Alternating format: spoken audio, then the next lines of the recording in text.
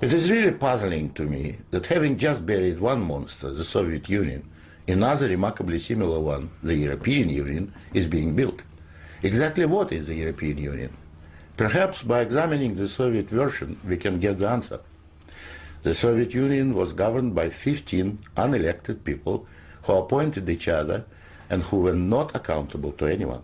The European Union is governed by 24 people who appoint each other, meet in secret, and are not accountable to anyone, and whom we cannot sack.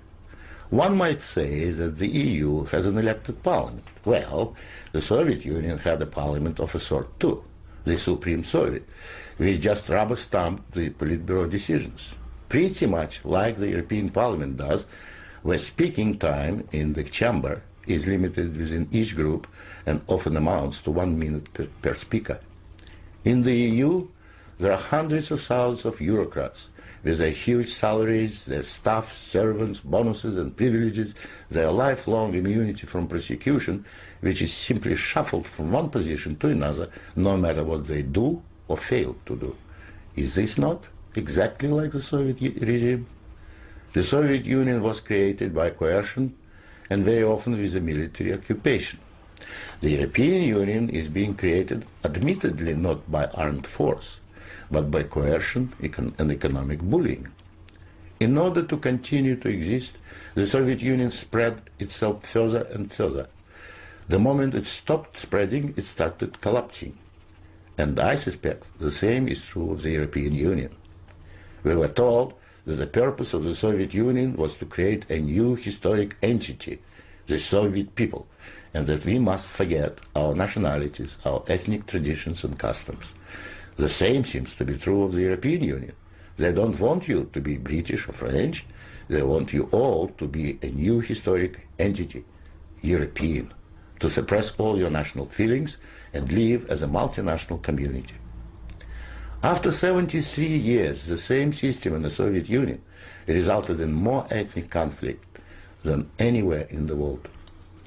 In the Soviet Union, one of the grand purposes was the destruction of the nation state.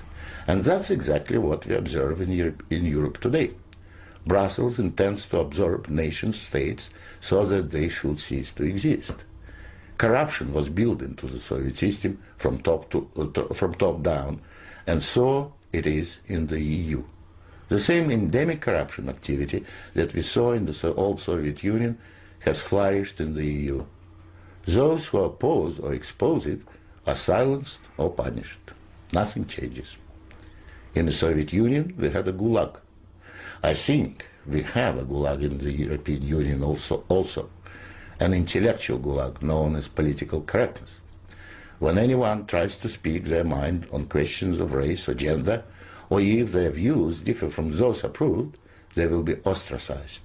This is the beginning of the gulag, the beginning of your loss of freedom. In the Soviet Union, they told us we needed a federal state to avoid war. In the European Union, they are telling you exactly the same thing. In short, the same ideology underpins both systems. The EU is an old Soviet model presented in Western guise. But again, like the Soviet Union, the European Union has within itself the seeds of its own demise. Unfortunately, when it collapses, and it will leave immense destruction behind, and we will be left with huge economic and ethnic problems.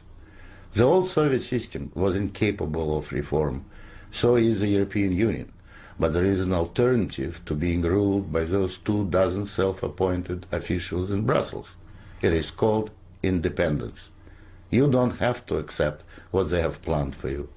After all, you have never been asked if you wanted to join. I have lived in your future, and it didn't work.